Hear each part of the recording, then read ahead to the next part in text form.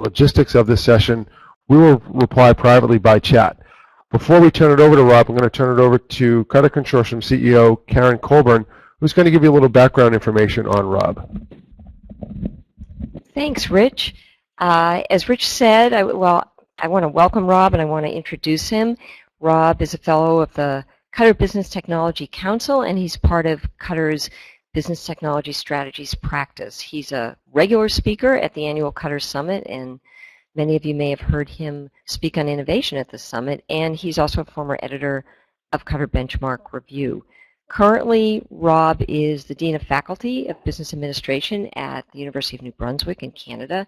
Previously, he was Associate Dean of MBA programs and the Professor of Managing Creativity and Innovation at the Copenhagen Business School in Denmark. Rob's also served as the CEO of the CBS CME Executive Foundation, which is a top provider of non-degree executive education in Northern Europe. And he's the current chair of Harvard Business School's executive program for CIOs. He's also a former HBS professor in economics, financial reporting, IT, and operations management. He serves on the advisory boards of directors of several IT industry firms, and he advises major corporations and organizations worldwide. Before joining HBS, Rob was a technology manager at Ford. Now, in addition to The Soul of Design, many of you may be familiar with another notable book that Rob and Lee co-authored, Artful Making, What Managers Need to Know About How Artists Work. And Rob is also co-author with Cutter fellow Dick Nolan and Cutter consultant Shannon O'Donnell of Adventures of an IT Leader, and its sequel, which is about to come out, Harder Than I Thought, Adventures of a 21st Century Leader. So lots of good books to add to your bookshelf if you don't have them already.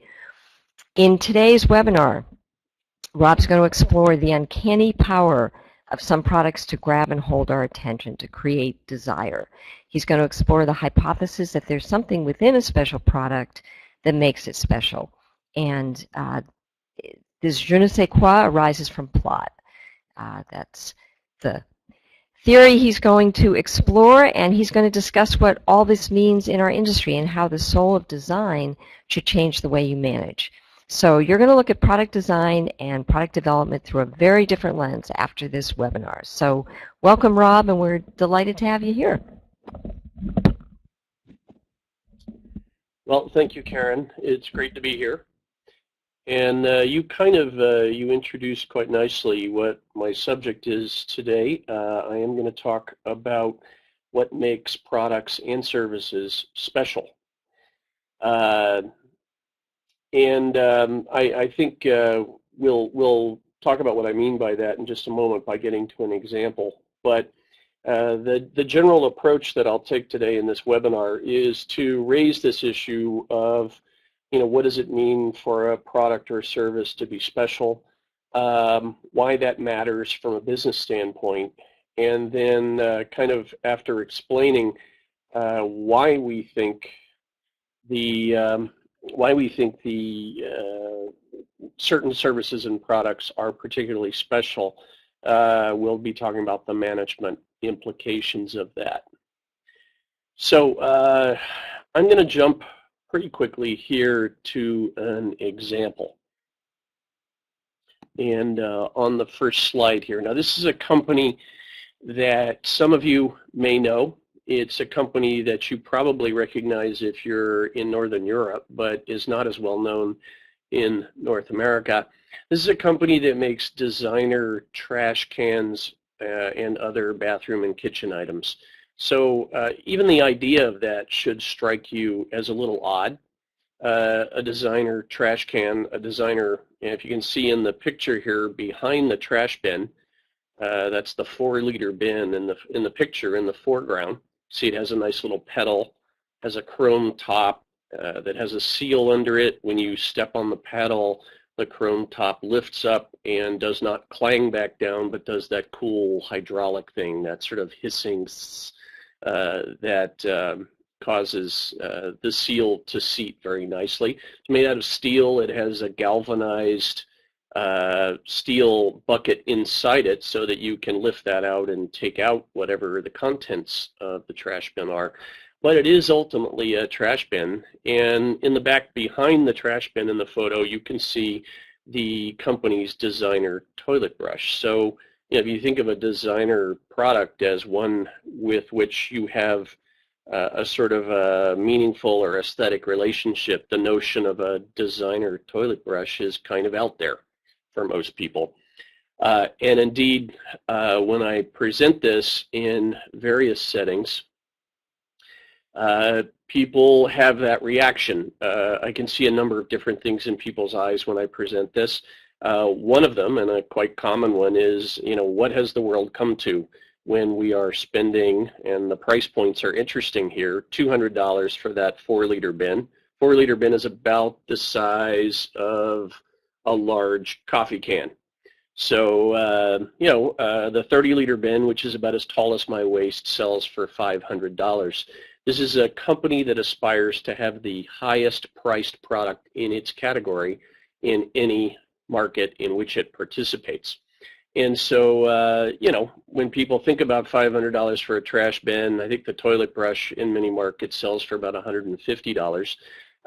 These are not items that connect to the internet. They are not made of gold or platinum. They are simply trash bins and toilet brushes, although very fine ones, very well-functioning ones. So the question that arises then, perhaps, is, how does VIP get people to pay $500 for a trash can? You can see that the company has grown at a handsome rate in recent years, so it's not a question of a product that does not sell. This product does sell. It's quite popular. It's not everyone who buys it, but as the chairman of the company, her name is Jette Egelund, said to me once, if only 8 or 10% of the population want our trash bins, that will be just fine. And of course, part of the reason for that is that they're making a rather handsome margin on each product that they sell. Now, another version of this question, how does VIP get people to pay $500 for a trash can, might be, what is it that people are buying when they pay $500 for a trash can? And the quick answer that most people produce is that it's some sort of means of showing off your affluence or your taste or whatever. But in the case of something like a trash bin, you do have a little bit of a hypothesis problem with that hypothesis. If you were going to spend $500 on something that you might use to show off, it's not obvious that you would buy something that tucks into your bathroom behind your toilet. So you might spend it on a watch or a tie or something like that. So that may explain some of it, but probably doesn't explain all of it. Some people have said that, well, it's for the people who already have the Hermes tie and the Rolex watch and the bathroom that goes with this trash bin, and yeah, maybe that's true as well. But one of the things when we talk about a company like this that quickly comes out is that there are a lot of different reasons why someone might like this, but one of them was well expressed by a student who was in my class at Copenhagen Business School, and I was doing what I often do when I use this example. I asked if anybody knew the company, and in Denmark, many people do. Asked if anybody owned a trash bin like this, and a few people did. And on that occasion, I asked a question that I have not asked very often before. Not sure why I asked it, but I said, does anybody have more than one of these? And one young woman, and we were talking about a class full of 21, 22-year-olds here, so not people with handsome budgets for the most part, and she raised her hand, and very haltingly, and I said, well, how many do you have? And she admitted that she had 5 of these. And I should have stopped asking questions there, but what I asked her is, why do you have 5? Do you even have 5 rooms in your apartment? And she admitted, no, she doesn't have 5 rooms in her apartment, but she said, I just love these. And in a way, that's what we're on the hunt for in this book. What is it that makes a thing that people just love? And that's kind of what we mean when we talk about products or services being special. Now, some people imagine themselves to be above this kind of effect. not so foolish as to succumb to someone's desire to sell them an expensive trash bin, but I have found in presenting this over the last few years that if it's not trash bins for you, it might be something else. It might be bottles of wine. It might be a car with firm seat bolsters that feel cool when you go around corners. Whatever it is, many of us have things that they consider special, that they feel attachment to, and that exceeds the explanation that could be provided by mere functionality. And so that's what we're on the hunt for here. What is that thing? Now, some ideas here. You can see on the next slide that the VIP bin has been successful in getting into museum collections. So this slide here shows that it's in Danish, but I'll translate a bit of it. It says that this trash bin has been at the Louvre in Paris, possibly the world's most famous art museum. It says the famous Danish VIP trash bin will be seen from April 24th at the Paris Louvre. It's the only trash bin invited to be an art object at the Louvre. I think that's kind of funny. I guess there are other trash bins at the Louvre, but they're not on display. And also that there was special music composed for the installation. So again, this may seem like silliness, but to some people who just love these, this is interesting stuff. The other thing that you'll find out about VIP bins if you go to their website or if you see a display is that there's a whole story, a whole series of stories and narratives that go along with the bin. So in a way, you are joining, you are making yourself part of a story when you engage with a VIP bin, when you buy it. So let me be a business school professor here for a few minutes, though. There are some things to notice about the VIP example that make it fairly compelling as an object for study in business. The first thing is that the VIP as a company is competing in a particular way, and it's about as far as you can get from trying to compete on cost. Now, many of you will know that one of my former colleagues at Harvard, Michael Porter, has what he calls a theory of generic strategies. And I'm simplifying probably a little bit too much, but not in a way that does violence to his theory, to say that he basically says that companies typically compete in one of two ways, but not both. When they try to do both, they get confused and they goof it up. The first way, which he calls cost leadership, is about competing on cost. And I like to think of these in terms of the value propositions presented to customers. And so cost leadership says to customers, buy my product or service. It's just as good as the others, but it is cheaper. So that's clearly not what VIP is doing with its very expensive trash bins and toilet brushes. They are clearly executing an extreme version of what Michael Porter would call a differentiation strategy. And the value proposition that goes along with that is buy my product or service. It costs more, but it's worth it. It's better. And what's interesting about the VIP example in particular is what better means to people who buy the VIP bin. So it's pretty clear, as I said, that better is not a mere matter of function. Items normally valued primarily or exclusively for their functionality, such as trash bins and toilet brushes, are instead valued by the people who buy them for something like meaningfulness. They are, as the young woman in my class put it, special. They are objects of affection that goes well beyond what the function of these items is. Now, this is important if we think about the way that it changes how we've often made and sold products in companies. So if you think about processes, and this is a highly stylized kind of a representation here, but processes for value creation traditionally, if you think about tangible and intangible outcomes, historically we've mostly focused on the tangible. Now, I worked, as Karen said, for Ford Motor Company for many years, and at Ford we thought we made cars. Cars are physical items. You can walk up to them. You can wrap your knuckles on them. You can drive around in them. They are mostly tangible, functional items. But, of course, cars also have their intangible, meaningful aspects. You can see those in advertisements in magazines for particular cars. And this is where the marketing and the PR and the advertising folks are trying to convince you that if you buy this car, you will seem more successful, you may be more attractive to others, et cetera, et cetera. But typically, in a traditional organization and in the way that we typically have talked about these things in business schools, the processes and principles that result in the intangible and meaningful part are quite separate from the processes and principles that are involved in creating the tangible and functional. So the product development, the manufacturing organization is a separate organization involved in a separate kind of activity than the marketing and the PR and advertising activities. And in fact, they are probably in separate buildings, and in business schools we usually teach them in separate courses.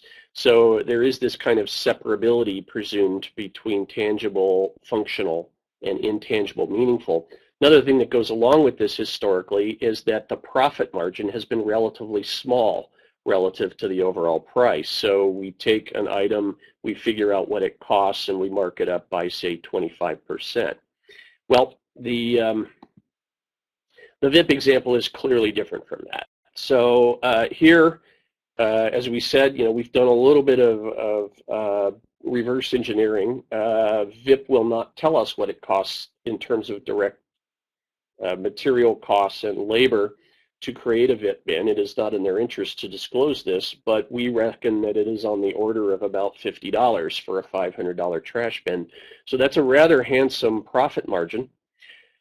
And what people are buying is clearly not just functionality. Now, it is partly functionality. As the VIP people have said to us, they cannot make a terrible, sloppy trash bin and convince people to pay high prices for it. But people are clearly paying for more than just the functionality when they're paying these kinds of prices. And so another thing that we find about the kinds of organizations that create special things is that the distinctions between the activities involved in creating intangible and meaningful things are not nearly as separable from the things that are involved in creating tangible, functional. So intangible, meaningful, and tangible, functional are much closer to the same conversation. And of course, one of the questions we ask is, in this world, how should we manage differently? By the way, there is another version of this kind of, in some markets you can't charge very high prices for things. So for example, in the video game world, you can't necessarily raise the price because you think you've got a better game, or you can't necessarily raise it a whole lot. The movie industry would be another example, that you don't pay a whole lot more for a really good movie than you do for one that's not so good. There may be small differences, but in general not on the order of what you see with the VIP bin. And so in those cases, the difference that we're talking about, the specialness, is expressed in terms of blockbuster volume. And so there is a version of this picture that would not be about much higher price, but about much higher volume. Now, one of the reasons to point this out is because we are in the presence nowadays of one of the most spectacular examples of the business benefits of specialness. I'm using an example of this as I talk to you, and that is Apple. Now, I'm sure you all know Apple in August of last year, its market capitalization, that is the total value of the company, the share price times the number of outstanding shares, surpassed ExxonMobil's, making Apple the most valuable company in the world. Now, at that time, it fell back for a little while, but it has since surpassed ExxonMobil and stayed in the top position. It is, as of earlier, just a couple months ago, Apple became the most valuable company that has ever existed in the history of the world. And this is just one cute little way of showing this. I lifted this from the internet, this chart. But what this shows is that Apple's market value exceeds the combined market capitalization of all publicly held companies in Spain, Portugal, and Greece. Now, those are some places where economies are pretty depressed, but nevertheless, that's a pretty impressive statistic. So what do I mean by this? Why do I show you this? Well, I would say most people, and including Steve Jobs, if he were still around, would say that the technology that Apple brings to bear is not necessarily that much better than the technology other companies bring to bear, but it is much cooler, and it is much more special, and the people who are attached to their Apple devices are attached to them in a somewhat fanatical way. So they succeed and achieve this market capitalization by producing things that are special. That would be our argument. Now, there are, if you can be the most, down-to-earth and bottom-line oriented manager in the world, the kind that in earlier times might have said, design, pooey, show me the profits, show me the money. But my point now is, well, Apple is showing us the money, that it is good business to produce products that are special. All right, another example of this, and this is going to help me get into my explanation of what we mean by special. I'm going to spend a little bit of time, and in the title of our book, there is the word plot. And I'm going to need to explain a little bit about what I mean by plot and what Lee and I, writing together, mean by plot. In order to do this, I'm going to use plot in the way we usually think about it to start with, and then try to generalize it to products and services. So one of the movies that makes it very easy to talk about plot, many of you will have seen it, is a movie called The Sixth Sense. It's from 1999. It came out in the summer of 1999. And The Sixth Sense, it starred Bruce Willis as a child psychologist who was involved with a particularly difficult case. And I won't reveal, for those of you who haven't seen it, I'm not going to reveal the ending. But it has, The Sixth Sense has a very prominent plot as its most noticeable and memorable feature. And so that's the reason we'll use it as an example. It is generally considered a very fine movie. As you see here, it got 6 Academy Award nominations, including Best Picture, Best Director, Best Screenplay, 4 British Academy of Film and Television Arts movies. Again, Best Film, Best Direction, Best Screenplay, won the People's Choice Award for Best Film and Best Domestic Film. Was also a very good business investment. It grossed $293 million. As of, that was box office alone, I think, not including things like DVD sales, and production cost was about $40 million. It also was notable for catapulting its director to international prominence. So anyway, a very good movie. And so our question would be, and our hypothesis here is that this might be a special product. Well, what makes a product that is special? What makes it special? And the answer we give in the book is, it's a little bit of a technical answer, and I'll explain it further in a moment. The reason things are special, we argue, is that they have a coherent form or plot that is accessible and perceived by audiences and customers. Now, this is the explanation for the title of the book as well. We are relying in what we do in the book on Aristotle. He wrote a book about, 2,500 years ago or something like that, called Poetics, or that's how it's usually translated. It has sometimes been translated as On the Productive Sciences, which makes it seem like a more general thing. And in fact, there's reasonable evidence that Aristotle intended his work to be more generally applied and chose tragedy, drama, as his subject because it was the most complex thing he could think of or that he knew of in his time.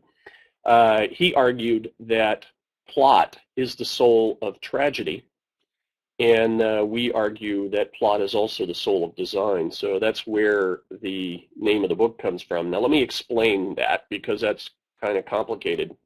So in the book, we suggest that you see the shape of a thing, you see its form, by accessing and progressing through patterns, trajectories, expectations to closure.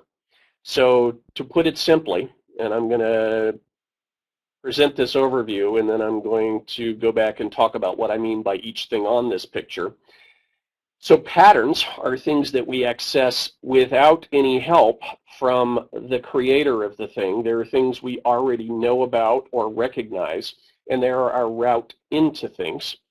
Trajectories are what happen when patterns are juxtaposed, when they are put together in relationship with each other and begin to suggest direction. When they begin to suggest direction, and it may not just be one direction, it may be multiple possible directions, that leads us to form expectations. In other words, what is it that these directions are pointing to? And finally, as a thing unfolds, the expectations are met with closure, that you either encounter what you expected along one of the directions, one of the possible directions, or you may, in some cases, encounter something quite surprising that you then realize does indeed follow from the patterns and trajectories that have been presented. And foreshadowing a little bit here, this is the way it unfolds at the end of The Sixth Sense. Those of you who have seen the movie remember that something happens at the end that makes you reconsider everything that you've seen up to that point. And it's a particularly nicely crafted plot, in that when you think back through things, you will note that the indications were actually there. The movie just played a certain kind of effect on you by convincing you to look in another direction and then surprising you with something that was an even better closure than the one you expected. So what do we mean by pattern? A pattern is a fundamental building block of form. It's recognizable and meaningful based on conventions and shared experiences. So you don't need help to recognize a face or the image of a hand or what it looks like in a graph to see a falling stock market. These are things that you bring to any object or special product or service that you consider. And that's the defining characteristic of a pattern, is that it's what Aristotle called a beginning. Aristotle defined kind of tautologically tragic or special tragedies or made things as having beginnings, middles, and ends. And beginnings were things that had nothing before them but things that followed from them. And middles are things that have things both before them and after them. And ends are things that have things before them but nothing after them. Well, a pattern is a beginning. It's something that allows you entree into the experience of a thing, but without, and then it leads you elsewhere once it's got you engaged.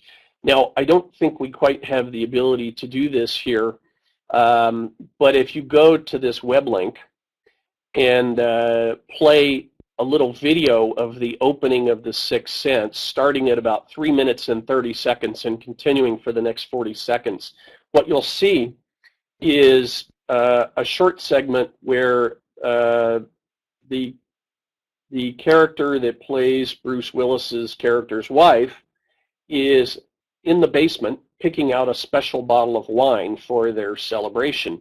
The basement's kind of creepy, and as you watch her picking out the bottle of wine, the video zooms in close in a way that enhances the creepiness even further. The next shot is a shot from across the room from behind her, as if someone were looking at her.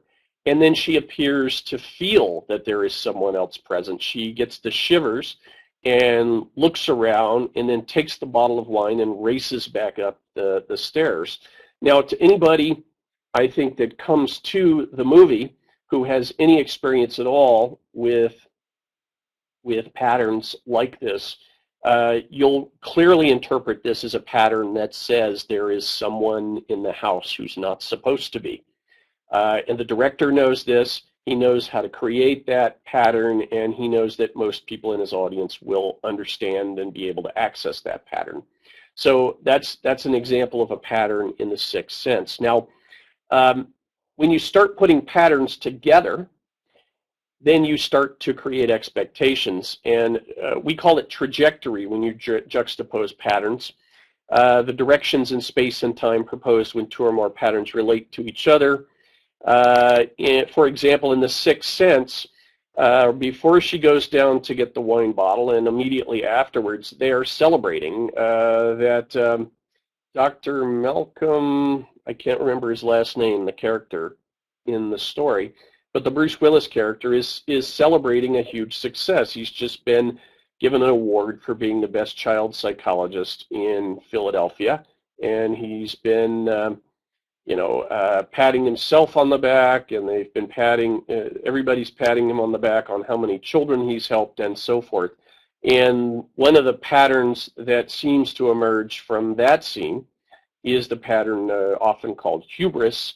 They're congratulating themselves just a little too much, and when you combine that pattern with the pattern of there's somebody in the house, you start to wonder if maybe in terms of your expectations, there might be someone in the house who should not be and who might interrupt this self-congratulatory celebration.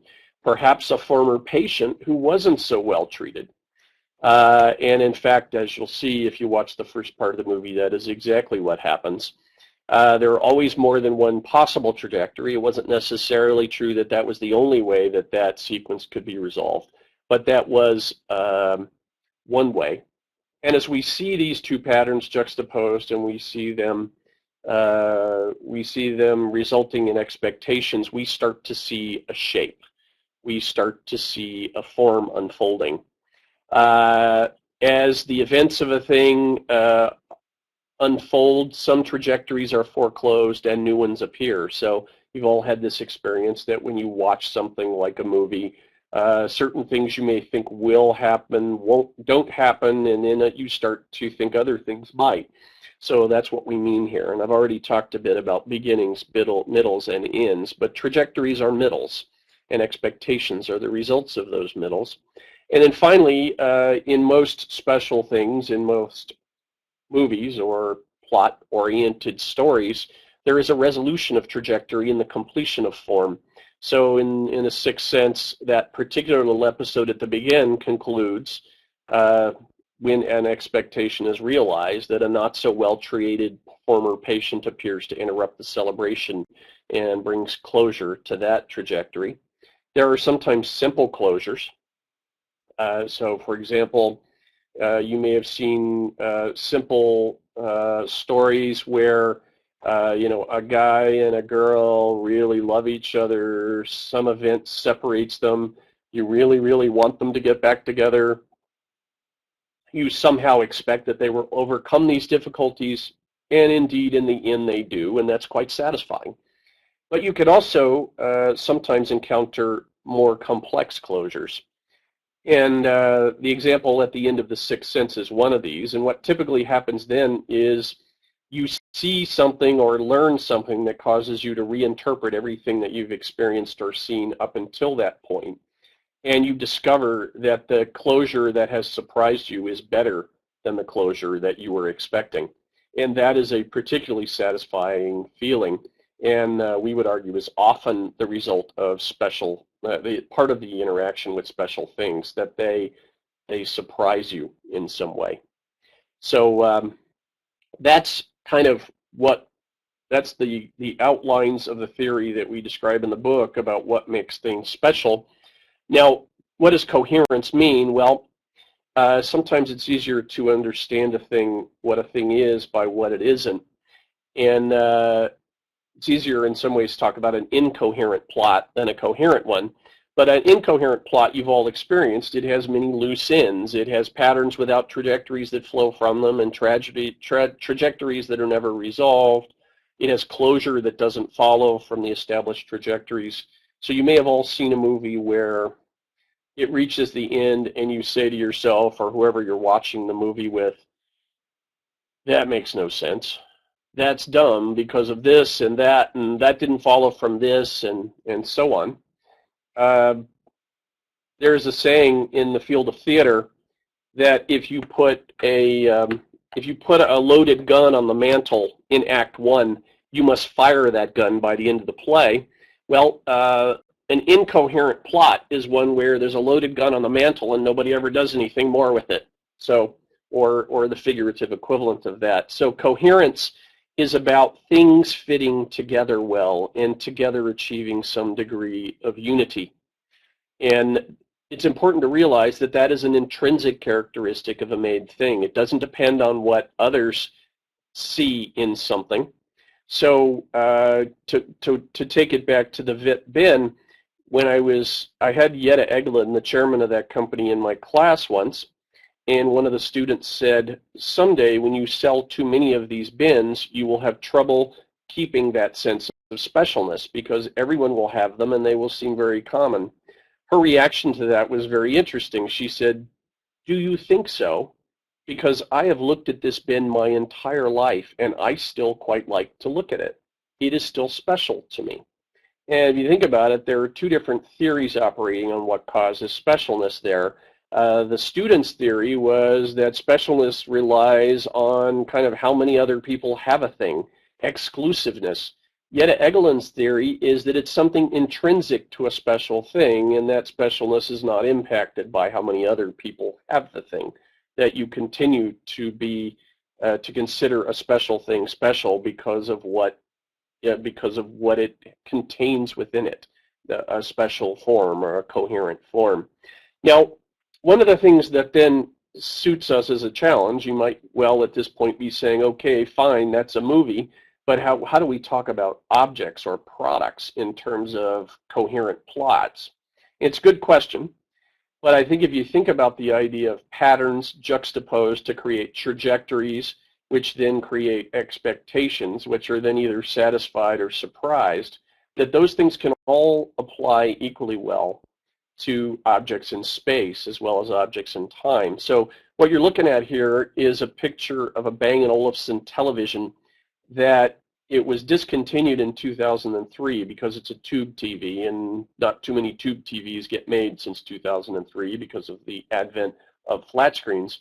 But at the time, this was considered, for about 19 years, and realize this is a product that survived for 19 years in a business where most models survive for mere months. Most TV models don't last very long. Bang & Olufsen TVs tend to last for a long time with high prices, and when they discontinue them, the price increases because they become collector's items. But this television, it's a David Lewis design, was celebrated as the most beautiful television in the world. And you can see, one of the things they say about it at Bang & Olufsen is that, or they say about all of their televisions, is they say you can watch a Bang & Olufsen TV for hours and then you turn it on.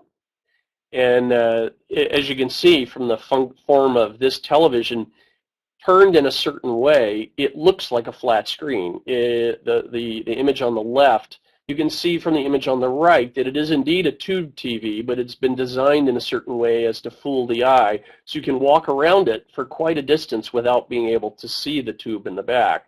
So it creates, you have certain expectations of a tube TV. They are surprised by this object, which for many reasons, and designers would talk about a lot more reasons than the one I've talked about, has a coherent form and appealed to people for a very long time. There are still people who will buy these TVs when they encounter them and use them instead of flat screen TVs. Implications. Let me just spend a few minutes on implications. How does this change the way we manage this theory of what makes things special? Well, the first thing, and we've already been talking about movies, but it says that special things are a special kind or are a particular kind of product. And the best examples of the best guidance we have when it comes to how we think about those, we will argue, comes from research in the movie industry. So in other words, when you're thinking about the appeal of special things, whether they're trash bins or televisions or whatever, you might be better off thinking about special movies that you love than you are thinking about other kinds of products and services that are mostly functional. One of the things that has been long known and proven by research about the movie industry is that it's very difficult to predict success and failure before you actually get the movie in front of people. And William Goldman, a veteran of the movie industry, once said it this way. He said, when it comes to predicting success in the movies, nobody knows anything. And this is a problem that confronts businesses that try to market special things. It's very difficult to say whether something will be perceived as special until it is actually encountered by the people who need to perceive its specialness. So the specialness derives from how the parts of a thing fit together. One of the things that means is that the way a special thing fits together is probably different from the way the last special thing you encountered fit together. So everything fits together in its special for its own reasons. Makes it very difficult to say that product A will succeed because product B succeeded, or because it is similar in some structural way or some categorical way to another product. So there has been a lot of research done on the movie industry. A book called Hollywood Economics by Arthur Devaney is very good on this, although it's quite a technical book. Some of the things that he says that are notable. Movie revenues follow a nonlinear dynamics that bifurcates into two separate paths, one leading to long lives and high revenues, another leading to brief lives and low grosses. That's kind of a complicated way of saying things are either home runs or they're as he calls them, turkeys. And there's really no in between. And the only way to really succeed in this business is to have a very quick sense as customers begin to encounter a special thing or a potentially special thing, whether it's going to be a home run or a blockbuster, or whether it's going to be a turkey, and then try to reinvest in that.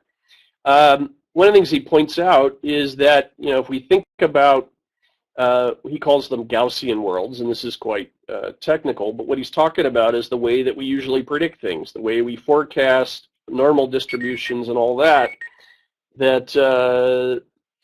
in that world, there would be no movies like Titanic or Avatar, and indeed this is the story with a lot of special things, that they behave in this, every all or nothing way. This is a picture of 3 movies that seem categorically similar. This is the gross ticket sales of 3 movies that seem categorically similar. They were all released in the summer of 1999. They were all horror movies. In many ways, people might have thought that they were reasonably comparable. But in fact, the theory that we have espoused, and the one that the research that Devaney has done, suggests that these are very different kinds of products, despite their surface resemblance. So one of these is The Sixth Sense, which we've seen, which you can see has very long legs as a product. It continues to be sold for a long time. You can also see here the first Blair Witch Project movie, which started in almost no theaters and then exploded and then faded not too fast. But you also see here a relatively high-budget movie called The Haunting, which started pretty high because it was promoted heavily, but then fell like a rock, became one of Devaney's classic turkeys. And what this suggests is that we are not looking at the same kind of product, despite their surface resemblances. That the Haunting, with its big opening and its fast fall, is much more like what you might call a fad than a special thing.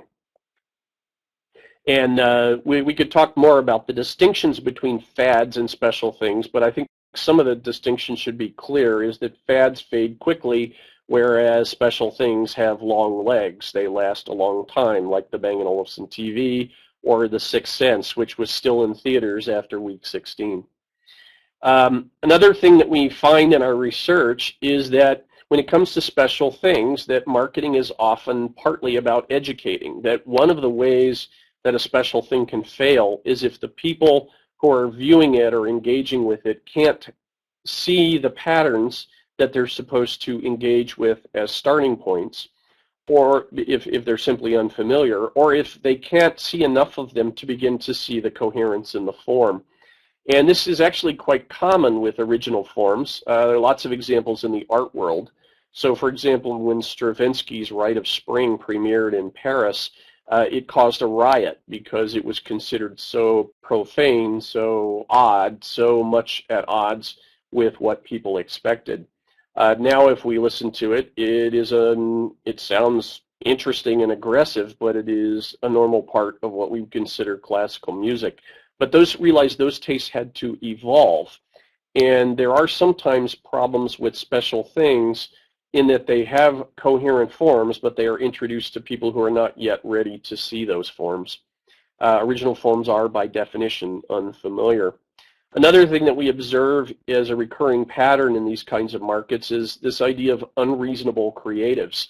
So David Lewis, who was the chief designer at Bang & Olufsen for a long time, for many, many years, until he passed away, and has a great story about him and that MX model TV, where in a holiday season, and this is a company that made probably 60 or 70% of its revenues during the run-up to the holiday season, they needed, one of their suppliers ran out of a part that they used in making the TV. They needed to substitute another part for it, but the other part had a different shape. In fact, it was 2 centimeters longer in one dimension. And in order to fit in the TV, they were going to have to lengthen the television by 2 centimeters on the back. Well, David Lewis said, absolutely not. There will be no 2 centimeter extension on my TV. And similarly with the Beosound 9000, they couldn't manufacture the thing. They needed 1 more centimeter of width to make the wiring work. Again, he said, no possible way will you do that. In both these cases, he figured out ways, but realized simple, small matters like 2 centimeters or 1 millimeter, these are bigger deals to designers because they impact the coherence of the thing.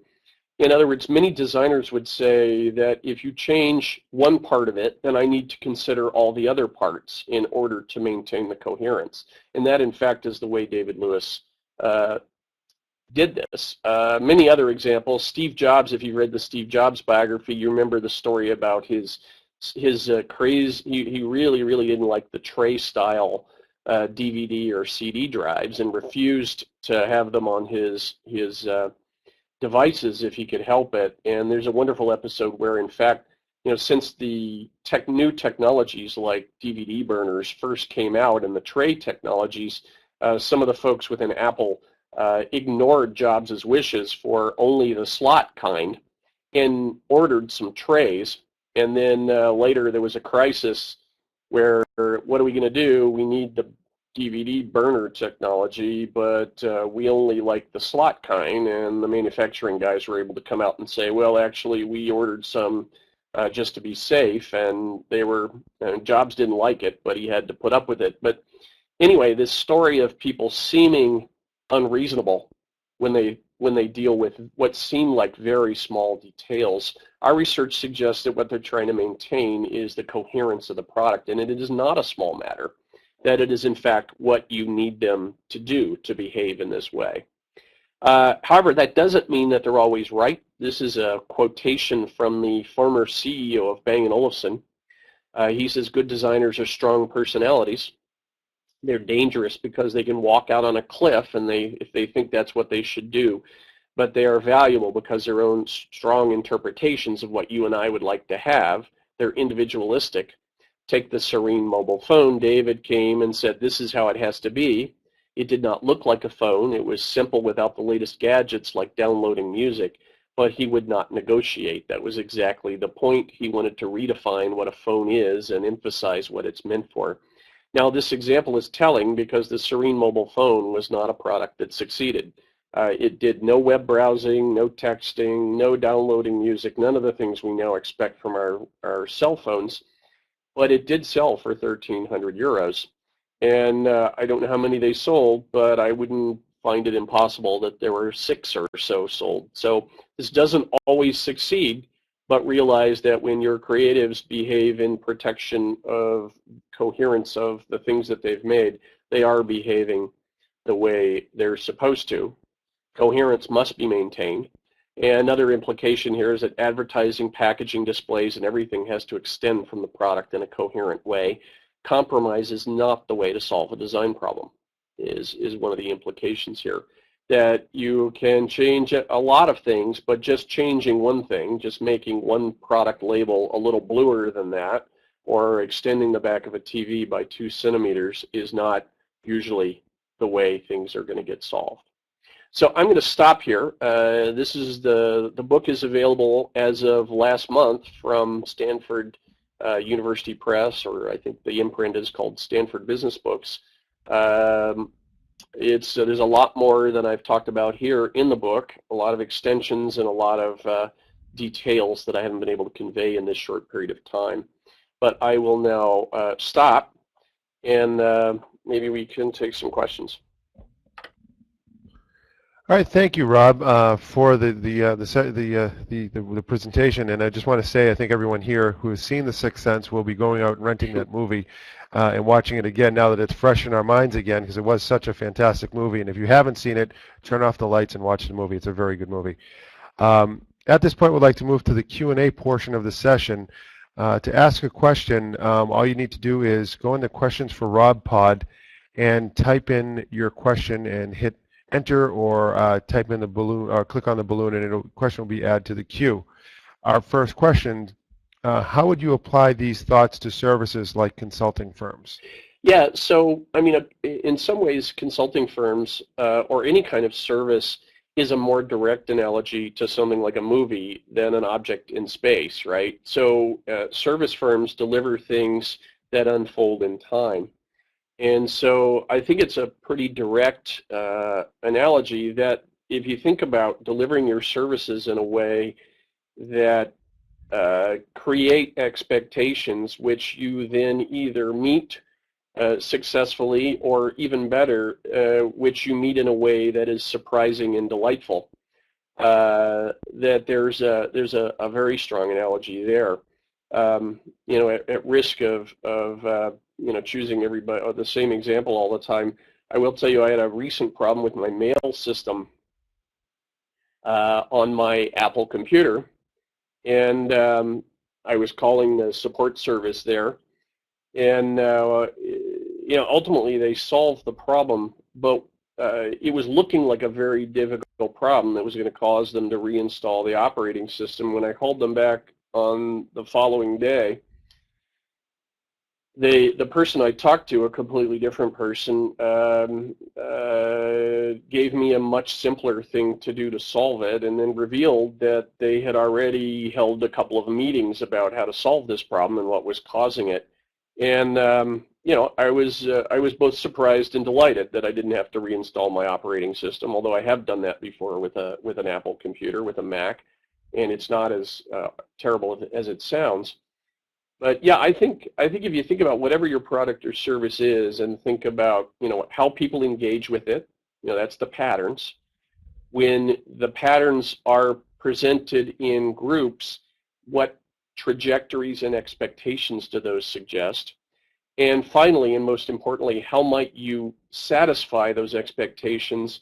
And especially if you can do it in a way that's unexpected, you know, that surprises them, but still accomplishes whatever it is they need accomplished. So I actually think that's a direct, pretty direct analogy.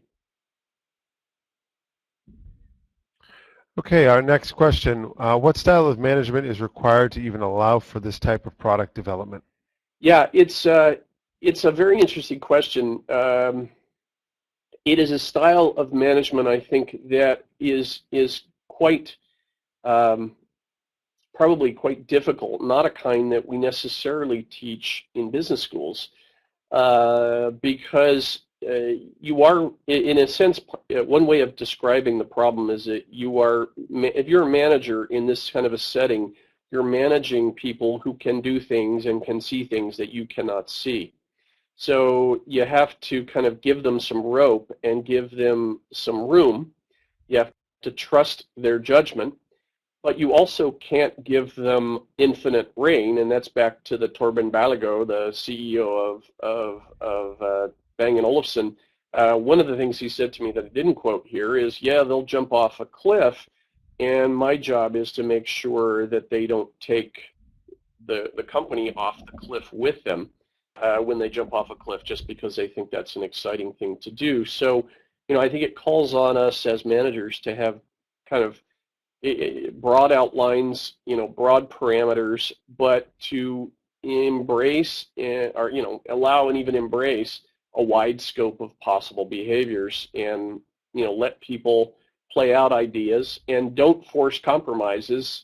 Honor this feeling that we can't just split the difference. We have to reconsider the coherence of the whole when we make changes to things.